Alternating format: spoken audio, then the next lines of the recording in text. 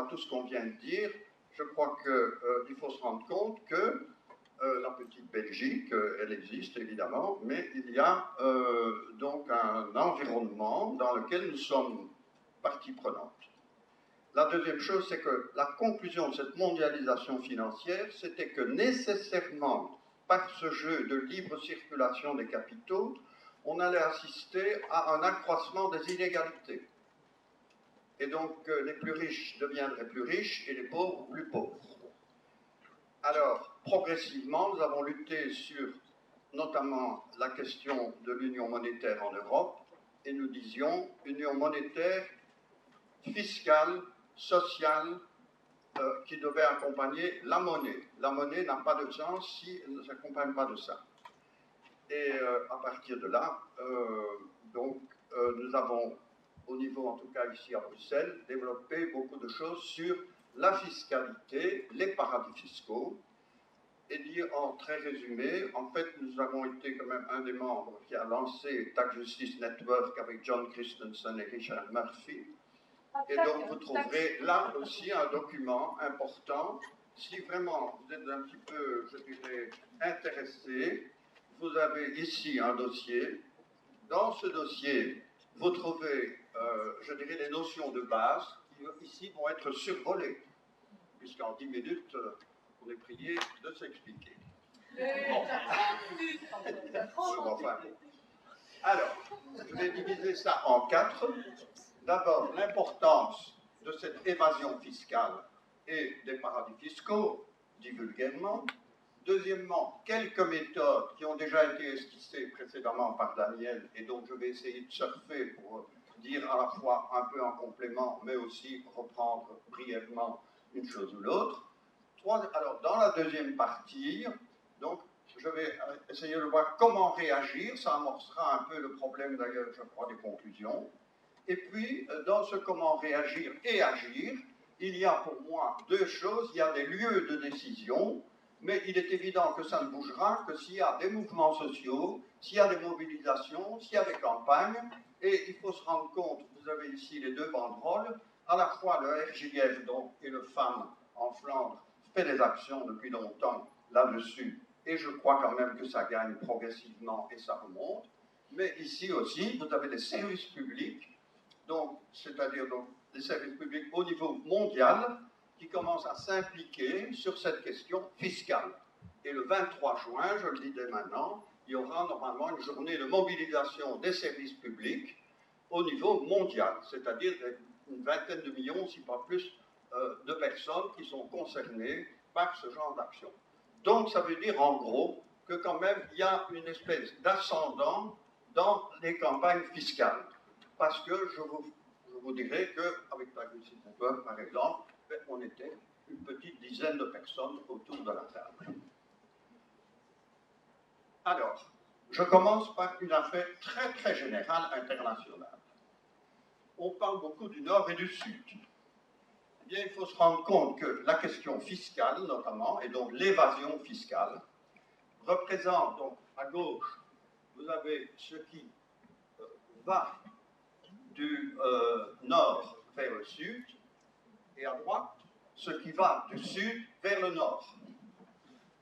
La seule chose, rien qu'en regardant, l'aide à gauche, tout en haut à gauche, l'aide, c'est ce qui est en orange. Vous voyez que ça représente très peu de choses dans l'apport.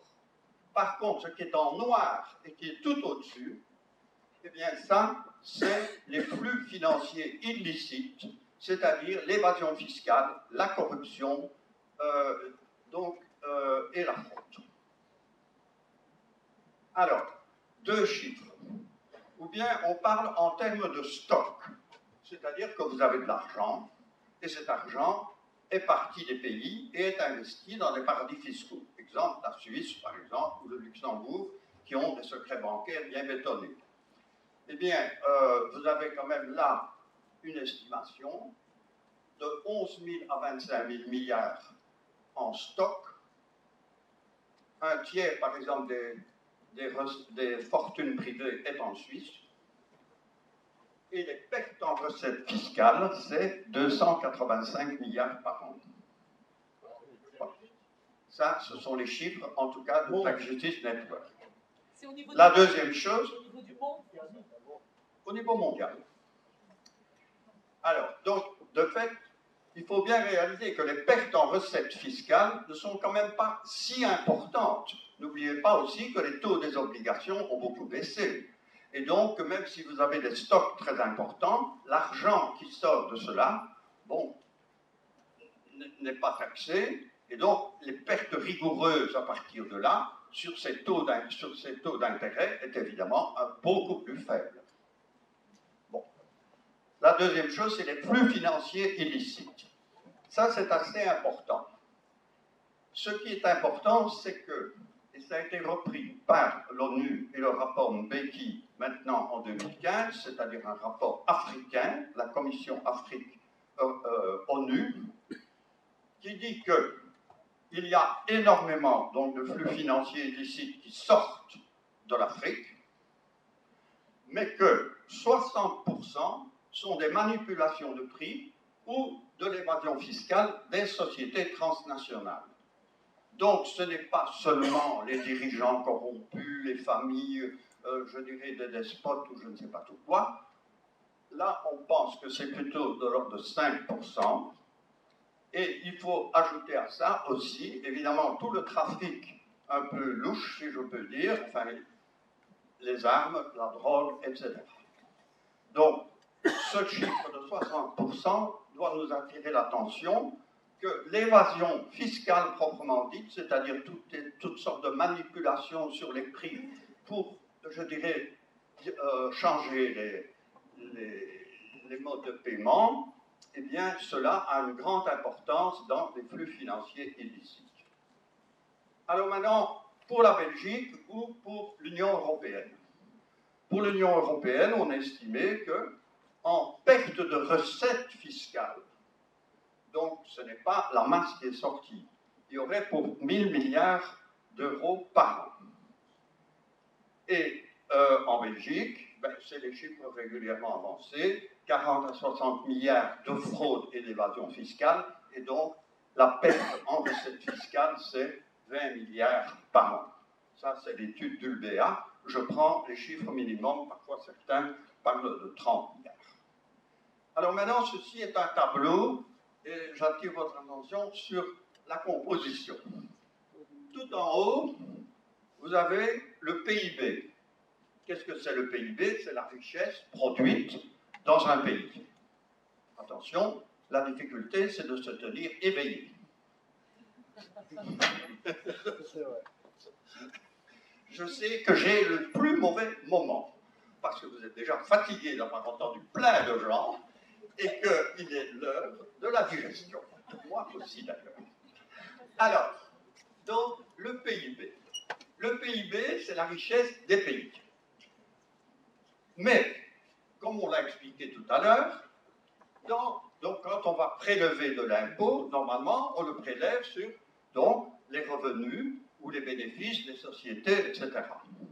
Donc, c'est un peu lié quand même à la richesse produite par un pays. Alors, là-dedans, en bleu, on vous a expliqué, il y a des incitants. Et on va le revoir tout à l'heure. C'est-à-dire que l'État lui-même peut dire, au fond, il ne faut pas taxer ici, il ne faut pas taxer là-bas, il ne faut pas taxer là. Donc, c'est du légal, mais on doit le déduire, d'une certaine manière, du PIB qui va être taxé. Alors, à gauche, en violet, vous avez l'économie informelle. Et vous savez que la Belgique est assez championne. Allez dans un restaurant, est-ce qu'on vous donne vraiment la fiche quand vous sortez? Est-ce que vous vérifiez si vous avez la fiche au garage, pour la voiture, etc. Alors, à partir de là, si on réduit ça, vous avez maintenant encore d'autres fuites possibles des recettes. Donc, il y a d'abord les exonérations que l'État accorde, il y a l'économie au noir, près de 20% en Belgique. Après, il y a ce qu'on doit taxer, mais le revenu taxable, il peut encore aller dans différentes directions. Il peut aller dans les paradis fiscaux et il va être marqué, et ça on reviendra dessus, par la compétition, la concurrence, la guerre fiscale qui existe entre les États. Et donc, ça c'est une quatrième perte ou fuite. La dernière, on vous en a parlé aussi, c'est qu'en fait, une série de gens arrivent à ne pas payer d'impôts parce qu'ils attendent, ils retardent, ils vont en justice, etc. C'est le fameux non-recouvrement dont on a dit tout à l'heure que c'était 30 milliards, en tout cas, qui étaient non recouvrés ici en Belgique. Alors maintenant, quelles sont les méthodes? Donc ça, c'était l'importance. Voilà un peu les mécanismes par lesquels ça fonctionne. Voilà maintenant quelques méthodes. Et je vais donner un exemple après. Le grand principe, c'est qu'il y a deux choses pour l'impôt. Il y a l'assiette, ce qu'on appelle l'assiette, c'est-à-dire sur quoi porte l'impôt. Donc si je réduis l'assiette, je paie moins d'impôts. Mais la deuxième chose, c'est évidemment, au niveau en tout cas, c'est le taux. À quel taux suis-je taxé? Maintenant, au niveau international, donc, on va faire ceci. On va d'abord réduire l'assiette. On va un peu tricher pour dissimuler un certain nombre de choses. Et donc, ça c'est l'illégal, mais on va aussi profiter des incitants. C'était ce qui était en bleu clair là tout à l'heure. Ensuite, et ça c'est le propre à l'international, on va décomposer la société en différents morceaux, en filiales.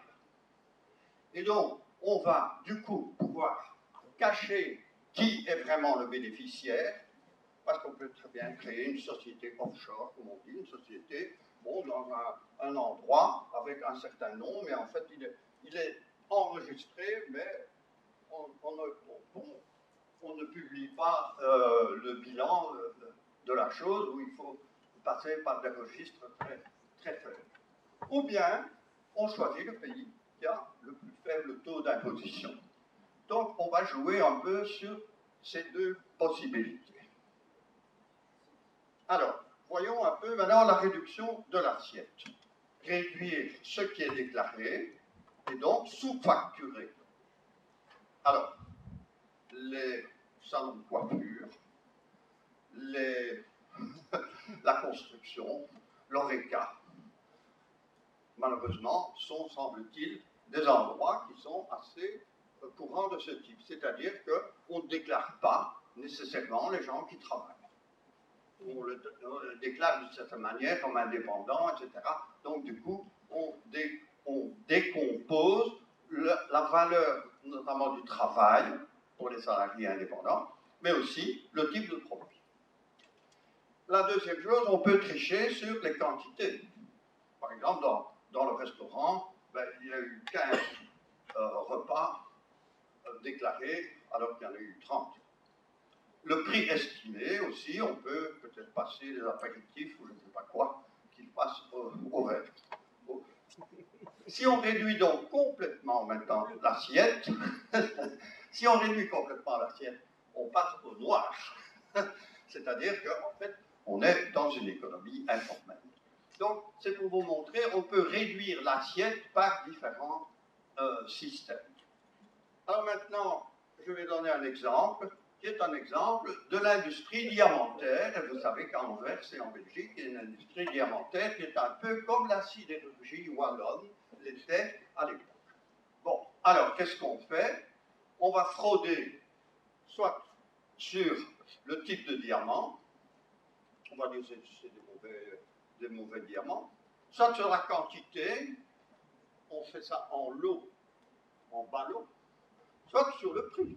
On peut jouer sur les prix dans la concurrence et tout, et dire à la douane, voilà, ce sont des diamants de faible valeur, et de fait, les prix sont un tel et un tel. Continuons. Voilà maintenant l'exemple type de la sous-facturation, qui est un système donc d'évasion fiscale. Je vous signale que Kubla et autres personnes sont un peu dans ce genre de problème. Alors, vous avez ici un schéma qui explique ce que Omega Diamond à Anvers fait, je dirais, d'une certaine manière. Omega Diamond, c'est un bureau à Anvers qui polie et taille le diamant. Mais au départ, évidemment, il extrait lui-même, ou en tout cas, il achète à une série de gens. Alors, ils ont des sociétés en Angola, c'est ici en bas. Au départ, on va s'arranger entre Anvers et l'Angola. Et on va dire 100 000. OK? Donc, on va vous payer pour 100 000. Enfin, en Angola, on fixe le prix à 100 000 et là-dessus, on paie d'ailleurs les travailleurs. Ensuite, on l'exporte. Il faut quand même encore compter des frais généraux, etc. 119 000. Ça passe donc à la douane angolaise à 119 000. Et on l'envoie où ça? Non pas directement à Anvers, mais à Dubaï. Je vous signale, Dubaï, ou l'île Maurice, c'est kiff-kiff. L'île Maurice, c'est un parfait représentant de l'AOEX. Bon, à Dubaï, ils ont créé des sociétés offshore. Ces sociétés offshore, comme par hasard, sont avec la famille des dirigeants d'Omega Diamond.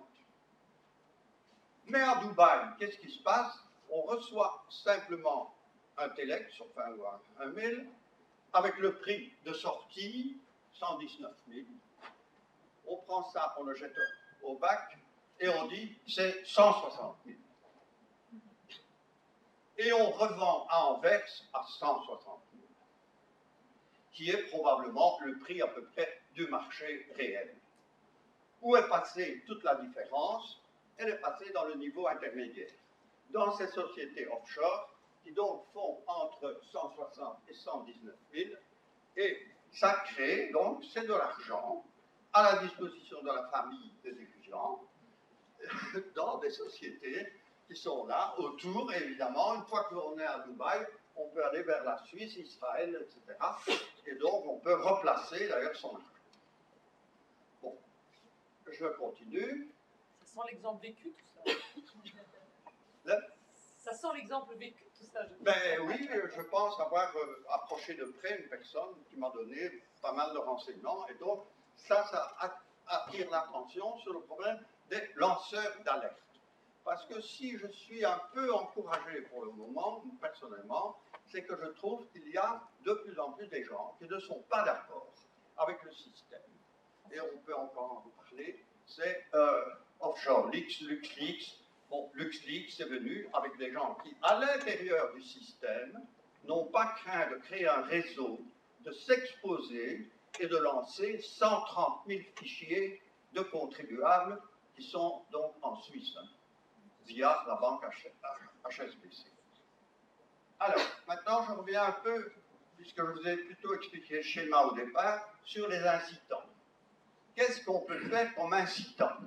Dans les pays en développement, la grande mode, c'est les zones franches d'exportation, les ports francs d'exportation. L'Afrique est gagnée par ce virus. Et donc, la Chine a été promoteur. Qu'est-ce que ça veut dire? C'est une zone, les étrangers peuvent s'installer et on les taxe très peu. Ils fournissent de la main-d'œuvre, ils travaillent, et c'est comme ça qu'on dit que la Chine est la première du monde. Mais on paie très peu d'impôts là-bas. Deuxièmement, ici, ce sont des incitants.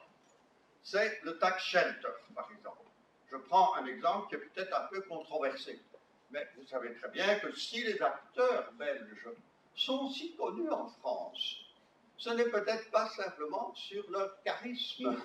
C'est parce qu'ils produisent pas mal de films avec des Français, parce que les Français peuvent venir ici profiter d'un tax shelter, c'est-à-dire de payer finalement moins d'impôts dans la mesure où un film fait du profit.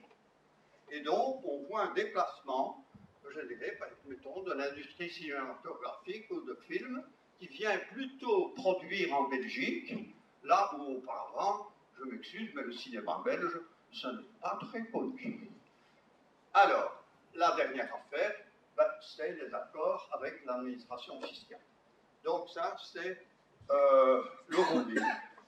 Donc il y a un service de décision anticipée qui permet aux sociétés de discuter du prix, mais il y a une opacité très grande là-dessus, parce que, évidemment, ça relève du secret et du secret fiscal.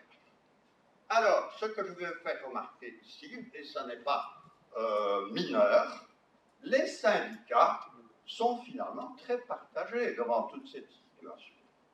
Parce que d'un côté, mettons en Chine, il y a de l'emploi. C'est pas payé par l'importance, il y a de l'emploi. Par contre, il n'y a pas de recette fiscale. Donc, je pense qu'en gros, et vous trouvez le reflet de cela ici, à part les syndicats des services publics, l'ensemble des syndicats, c'est ma position, n'est pas encore gagné totalement à une lutte contre l'évasion fiscale, et cela demande un combat de longue haleine. J'ai quand même voulu un peu. Alors, on a des réductions d'assiette incitant opacité. Le grand problème maintenant donc, de l'évasion fiscale, c'est qu'il faut bien réaliser que la fiscalité est nationale, mais le commerce et les échanges de capitaux sont internationaux. Et donc, ça permet de dire, mais j'ai une société ailleurs, et si je choisis un paradis fiscal, on ne sait même pas finalement, avec secret bancaire ou avec d'autres sociétés dont je vais parler, ce qu'il en est. Donc, on peut créer des sociétés écrans intermédiaires, par exemple, qui sont de simples tuyaux. Ce n'est pas des sociétés qui retiennent quelque chose. Par exemple, en Hollande, vous avez des types de sociétés qui sont créées en nombre et qui sont des tuyaux pour les sociétés américaines ou asiatiques, mais aussi belges. Hein. Enfin, comme ici en Belgique, on a parlé d'un certain nombre de choses, peut-être que ce n'est pas tellement intéressant. Alors, ça veut dire qu'il y a un shopping fiscal. Un shopping fiscal qu'on peut aller choisir. Je continue. Tout ça, je passe, j'ai fini. Ah oui, j'arrive au trust. L'opacité. Les trusts. Il faut bien réaliser que sur le continent européen, c'est surtout le secret bancaire qui est en général mis comme degré d'opacité, comme manière de cacher les choses. On ne connaît pas le nom, on ne connaît pas le titulaire, on ne connaît pas l'adresse, etc. Bon. Mais, dans tout ce qui est le monde anglo-saxon, et donc dans la moitié des paradis fiscaux, parce que la moitié des paradis fiscaux est en lien avec la City. C'est Londres qui a créé les paradis fiscaux en grande partie, en calquant la Suisse. Eux, ils utilisent ce qu'ils appellent des trusts. Un trust, c'est une espèce de société créée par un settler, donc un créateur, qui demande à un gérant, en général un avocat, mais plutôt un homme de paille, de gérer quelque chose au profit d'un bénéficiaire. Et donc, vous pouvez faire ça, par exemple, de manière très philanthropique, et dire, je veux léguer la fortune, je suis célibataire et tout, à une société, etc. Et donc, au départ, les trusts se présentaient comme très philanthropiques. Mais, maintenant, le problème, c'est que, évidemment, ça prête à n'importe quoi.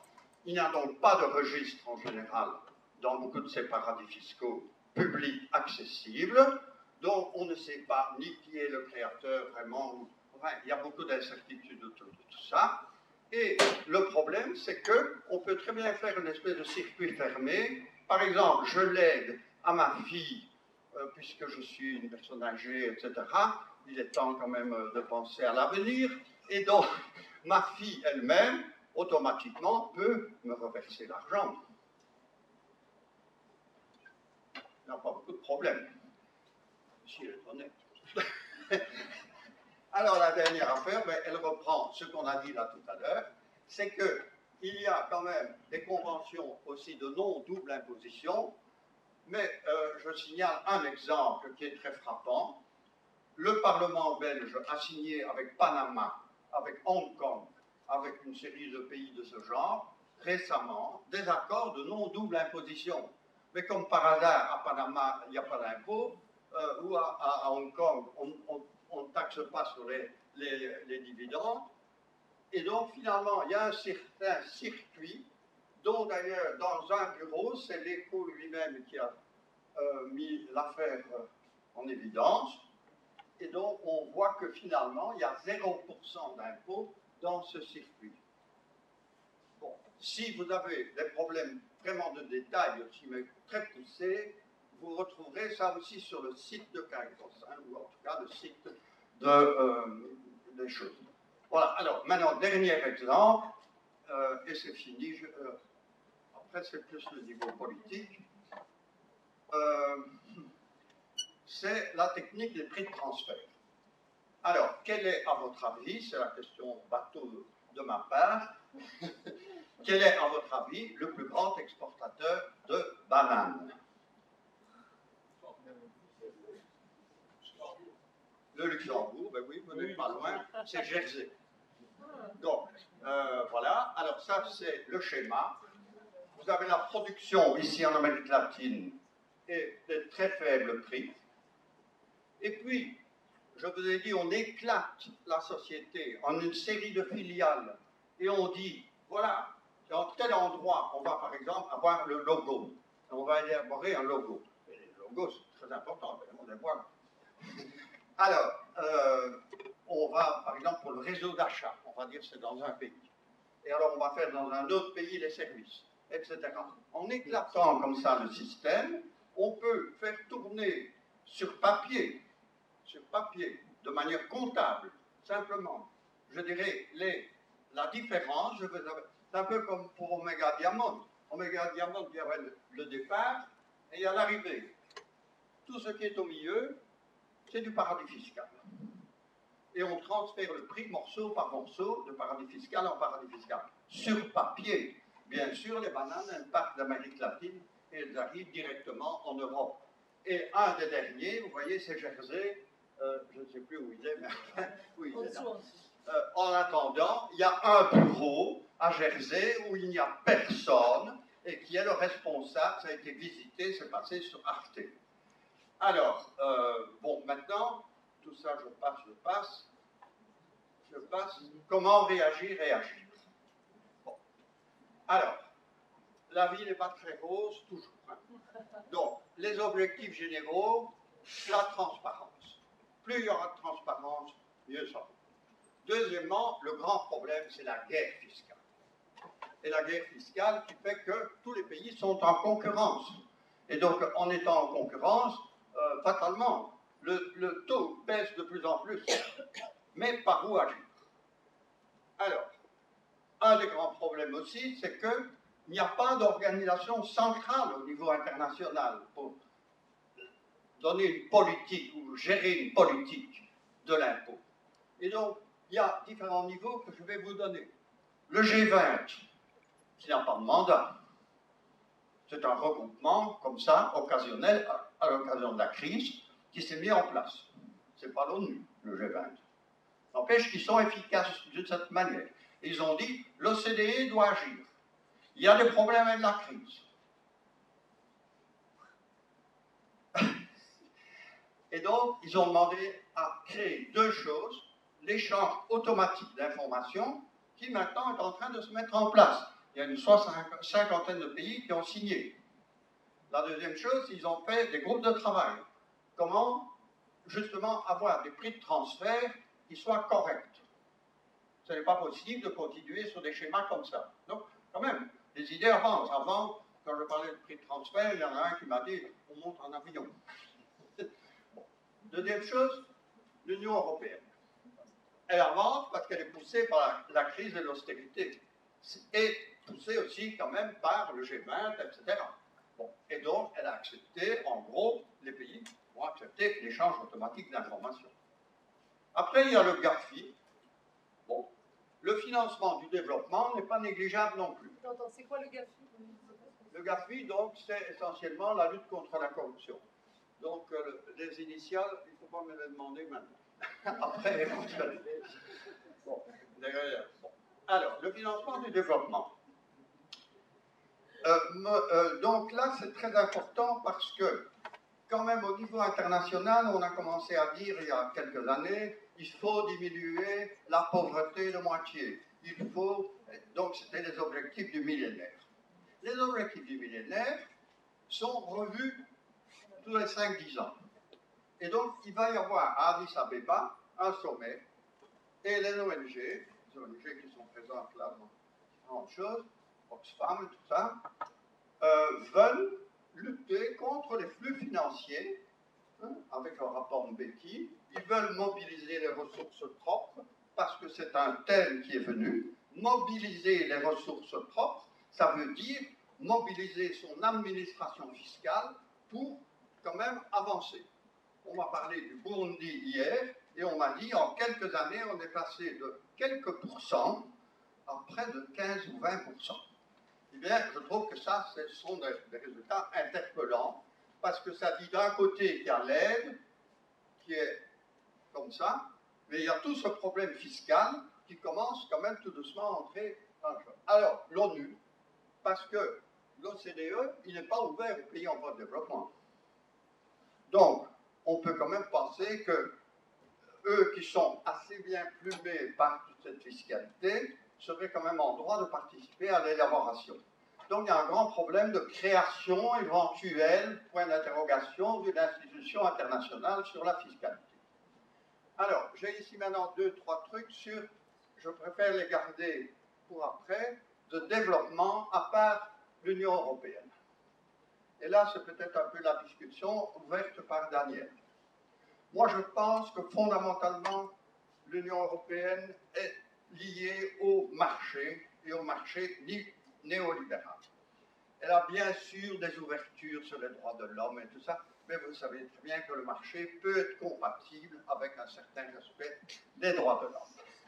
Donc, le problème, c'est que on n'a pas admis la fiscalité du tout comme un élément du marché. C'est un problème national. Donc on s'en fiche complètement. Et donc là, il y a un problème d'ailleurs, parce que je crois que les syndicats européens devraient vraiment prendre leurs responsabilités à l'heure actuelle. C'est plus grave maintenant que, évidemment, quand les arbres montaient et qu'au fond, il y avait des recettes. Il n'y a pas de recettes. C'est quand même un peu au balcon, alors. Alors, il y a quand même des avancées. Et une des avancées, c'est aussi LuxLeaks, la commission d'enquête spéciale. Je vais encore jeter quelque chose de déplaisant.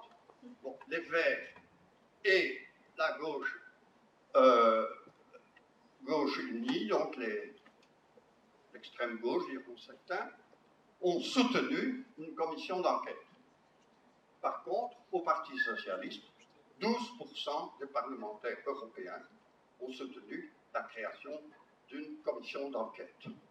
Alors, je crois que rien que ça, ça montre bien qu'à la fois, on n'est pas encore résolu à lutter sur tous ces problèmes, et que de fait, on peut encore travailler. Alors, maintenant, quand même, on rappelle les gagnants de toute cette affaire. Et là aussi, ça doit faire réfléchir. Non pas d'être découragé, mais d'être lucide. Les gagnants, c'est évidemment ceux qui organisent cette fraude et cette évasion fiscale. Alors, il y a les bureaux d'audit qui sont formés dans les universités, les juristes et les avocats qui sont formés dans les universités, et les grandes banques dont les responsables ont été formés dans les universités. Alors, tous ces gens-là, ça fait plus de 100 000 personnes, plusieurs centaines de milliers de personnes dans le monde. Donc, plusieurs centaines de milliers de personnes. Voilà.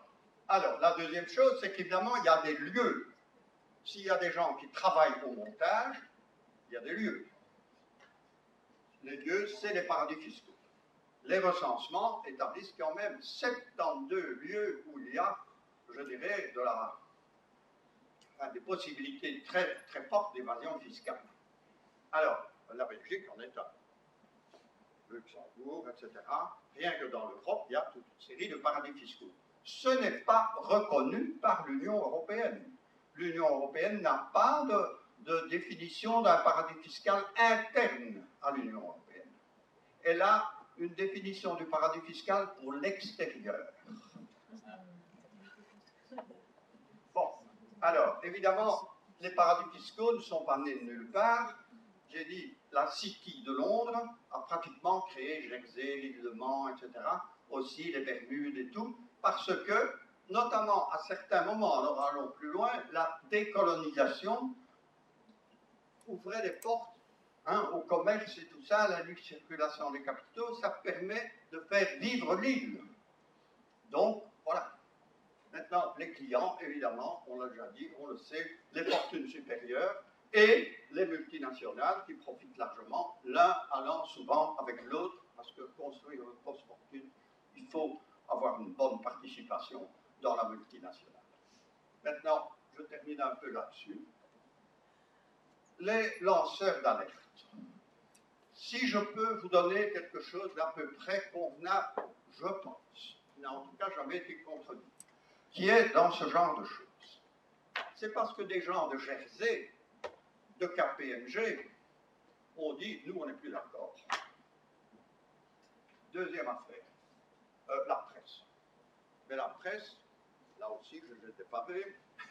Je pense que le journal Le Monde, si vous l'ouvrez, par exemple, au départ, en tout cas, c'était des analyses, en tout cas, etc., un journal un peu intello, sur l'art, entre autres aussi.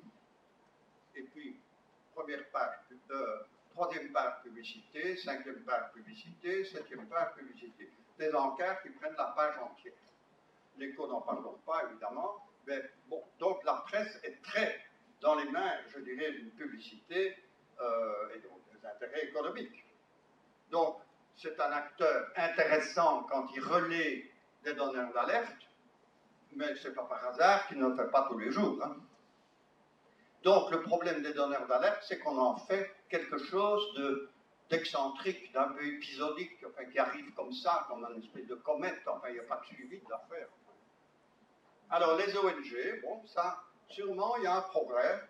Les ONG, elles commencent à bouger parce qu'elles se sont rendues compte du problème fondamental. Oui, mais si les gens donnent de l'argent, mais qu'il n'y a pas de fiscalité là-bas, c'est quand même un peu fort.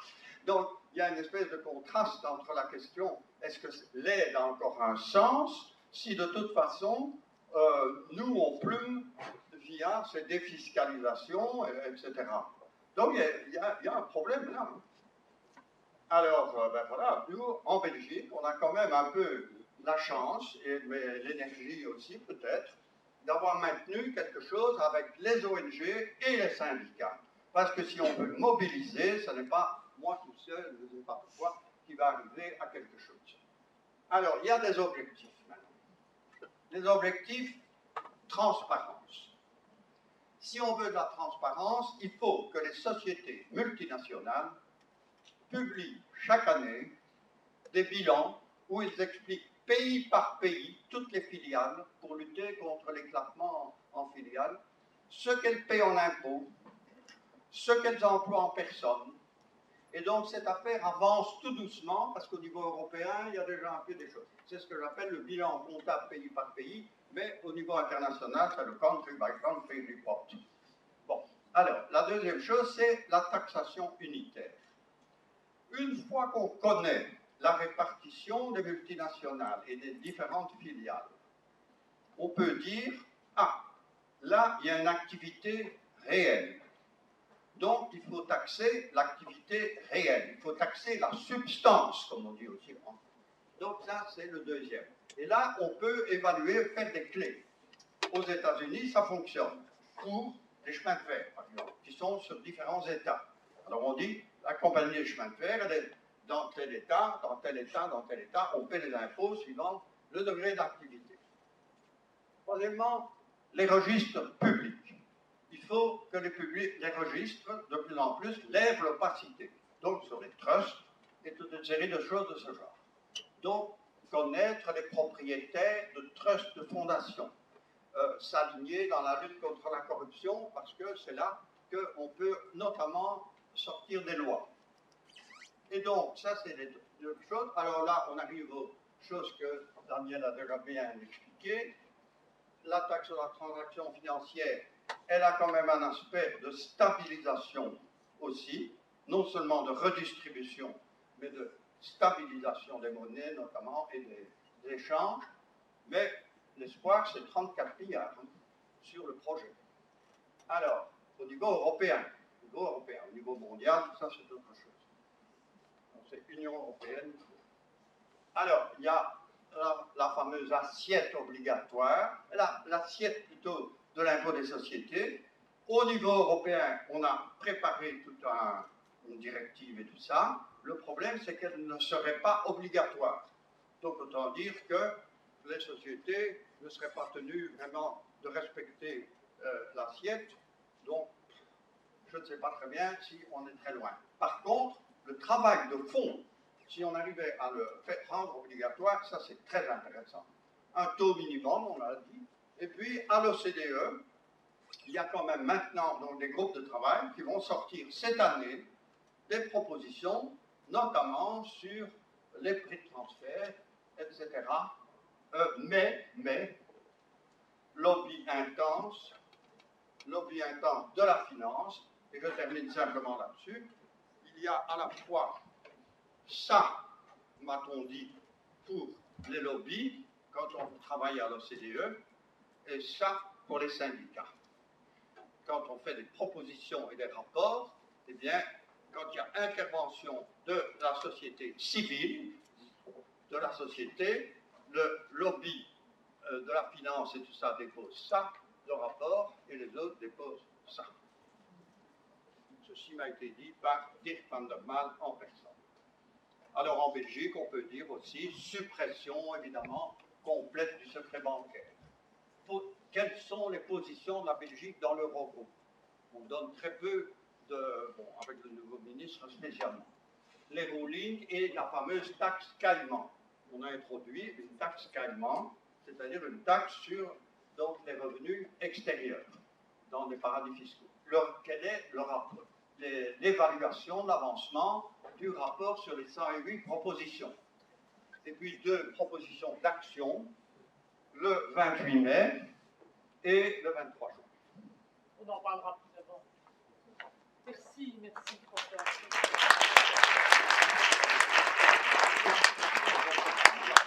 Ça a été assez vite sur la DIA, Union européenne et marché néolibéral.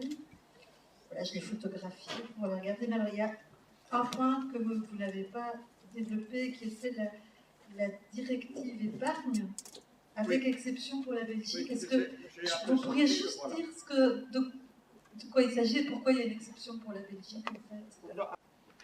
Peut-être que vous n'avez pas de réponse à ma question, c'est pourquoi nos universités forment-ils des spécialistes en ingénierie fiscale et pourquoi nos légistes ne les recrutent pas pour formuler des lois qui seraient inviolables, au moins? Est-ce que ce seront les voleurs qui font le meilleur gendarme? Pourquoi est-ce que nos ministres ne les recrutent-ils pas? Monsieur dit, donc tu as fait remarquer que tous ceux qui sont en train de jouer les jeux de cons là, pour l'évasion fiscale sont des gens qui ont été formés dans les universités. Et il dit, pourquoi est-ce qu'on n'utilise pas ces gens qui sont visiblement bien formés, mais qu'on ne les utilise pas au profit d'une fiscalité juste et de lois justes plutôt que les mettre au service de la fraude et de la triche. Je résume. Que les ONG, donc notamment Oxfam, s'impliquent beaucoup au niveau de l'OCDE. Alors comment ça se fait que notamment sur la discussion, sur le reporting pays par pays, sur 135 interventions, il n'y a eu que 5 interventions d'ONG? À l'Union européenne? Non, à l'OCDE. À l'OCDE? Sur le plan d'action BEPS, donc la réflexion sur le reporting. C'est ce que je viens de vous expliquer. François, prends un micro et réponds aux 3 questions si tu veux bien. Donc, La question c'était, est-ce que Oui. vous pensez que la société civile s'investit assez là-dedans? merci. Donc seulement 5 interventions sur 125 interventions, tu disais. Ouais. Dans votre dernière dia, vous avez mis concernant l'ISI qu'il fallait plus d'aide de la part de l'ISI. Est-ce que vous ne pensez pas que l'administration fiscale est elle-même maintenant poussiéreuse et qu'il ne faudrait pas changer certaines choses? Je vais répondre à cette question, hein, donc probablement il y a beaucoup d'autres qui peuvent intervenir sur la question. Je lis ici quelque chose qui sort dans la lucarne, et donc c'est un peu sur ces problèmes, et ils reprennent d'une part le juge Claise, qui dit bien que donc il y a quand même un problème énorme, et donc il dit, il revendique l'avènement d'une véritable justice financière. Renforcer les contrôles coûte moins cher que subir la fraude, alors que le collège des procureurs donc prônait la création d'un parquet financier. Rien n'a bougé de ce côté-là. Alors il y a le fameux juge de Lespierre, c'est le juge, c'est ça, qui lui dit, Jean-Claude de Lespierre, qui en appelle à un sursaut politique et à un réexamen des procédures de contrôle bancaire. Selon lui, il faudrait réfléchir à la manière dont les contrôles doivent s'effectuer, et le monde politique doit intervenir davantage, établir davantage de contrôles préventifs avec des sanctions aussi significatives. Je trouve que ça a été relayé par la presse largement, mais pour moi, de fait, c'est au centre du problème. Donc l'ISI et ce genre d'interventions sont claires. Donc ça, c'est un peu la question 4, je ne sais pas. Ça répond un peu. Alors maintenant, les interventions dont vous parlez de la société civile dans les organismes, personnellement, je vais quand même vous dire un peu que, effectivement, si les groupes maintenant de la société civile ONG, spécialement de développement, montent en puissance sur ces problèmes, il y a 10 ans, on était dans une parfaite ignorance, je ne vais pas dire ignorance, mais enfin, ce n'était pas au centre des problèmes. Oui, mais ça veut dire aussi que il y a un problème, je dirais, maintenant au fond, de créer des coalitions. Le problème central pour moi de tout ceci, c'est créer des coalitions. Et créer des coalitions, je crois l'avoir dit aussi un petit peu, c'est d'abord s'appuyer quand même sur les expertises qui existent déjà largement. Et en même temps, je pense, moi personnellement, que les syndicats doivent beaucoup plus prendre la chose au sérieux, parce que quand on peut mettre des millions de personnes dans la rue, ou dans tout le monde entier, décréter une journée, mettons, suivie par des services publics, et éventuellement même aller plus loin, il est évident, c'est pour ça que cette bannière-là, je trouve, il faut savoir qu'elle date d'une semaine, et donc elle est destinée à faire monter justement ces coalitions durant le mois de mai et juin. Donc c'est May Day, comme ils disent en British. Et donc, voilà. Donc ça c'est un peu ma réponse. Alors maintenant, pourquoi les universités? Si je comprends bien, enfin en résumé, ça c'est un gros problème parce que c'est un problème, à mon avis, quand même d'expertise. Et c'est pour ça que moi j'accentue un peu l'affaire des donneurs d'alerte ou des lanceurs d'alerte. C'est-à-dire qu'en fait, nous sommes dans une phase où nous avons seulement des informations qui sont venues beaucoup plus de l'intérieur, du changement global de la finance mondiale dont je vous ai parlé là au départ. Parce que pendant 20 ou 30 ans, tant que les profits augmentaient et tout ça, je m'excuse, tout le monde se précipitait dans les banques, même dans les jeunes. J'apprends quand même par M. Bruno Coleman, qu'on s'interroge dans des instituts comme Solvay et tout ça, et qu'on veut confronter, disent les étudiants, les différentes théories. Bien, j'entends ce genre de choses, mais ça veut dire qu'on revient de très loin. parce que le rêve, c'était entrer dans une banque, entrer dans une assurance, entrer dans ceci. Et donc, il y a vraiment un changement presque de génération peut-être possible, parce qu'à la fois, il y a une crise, donc quand même, les gens réalisent que ce n'est pas eux qui l'ont causé, c'est en grande partie quand même les banques qui ont joué au casino, et en même temps, tout ce tric-trac d'évasion fiscale qui fait qu'il n'y a plus de recettes fiscales, ou en tout cas qu'on descend tout le temps. Parce que, bon, si je dois dire encore, ben, écoutez, les chemins de fer, quand est-ce qu'ils seront privatisés et mis en bourse? La Poste, quand est-ce qu'elle sera privatisée et mise en bourse? C'est en tout cas dans un agenda possible et pas irréaliste. La Poste est en bourse en France. En Belgique aussi. Oui, justement, donc, en Belgique aussi. Donc, qu'est-ce que ça veut... Donc, vous voyez, enfin, on en oublie un peu, je dirais, l'évolution. Donc, on est quand même déjà très loin et on continue à avoir des... Bon, alors, maintenant, dernière affaire, la position de la Belgique vis-à-vis de la donc, directive spéciale, donc, sur l'épargne. Donc, en résumé, en 2004, il y a eu une directive qui a commencé à mettre un brin d'harmonisation, mais il y avait déjà eu un essai sur la concurrence dommageable. Ça, bon, ça vous montre bien, je dirais, la logomachie, pour employer un terme, de l'Union européenne. On ne parle pas de fiscalité, mais à l'intérieur, quand même, du commerce et des échanges, on peut quand même dire qu'il y en a qui trichent. Donc ça, on va appeler la concurrence, competition. Mais competition en anglais, donc se traduit concurrence. Moi, j'ai aussi appris mes renseignements, competition, c'est aussi parfois un peu plus hard. Hein. Donc c'est un peu la guerre aussi. Hein. On a même certaines guerres, mais est-ce que cette guerre est dommageable? Bon. Alors, là-dessus, on a demandé à la Belgique, par exemple, d'aménager ces fameux centres de coordination. Qu'est-ce que M. Bruno Coleman a fondé? Il a créé les intérêts notionnels dont on a parlé. Je signale que les intérêts notionnels sont pratiquement plus d'actualité parce qu'on est à 0% et donc mieux vaut presque, en tout cas, ne pas passer 10 minutes à en parler. Oui, c'est 0%.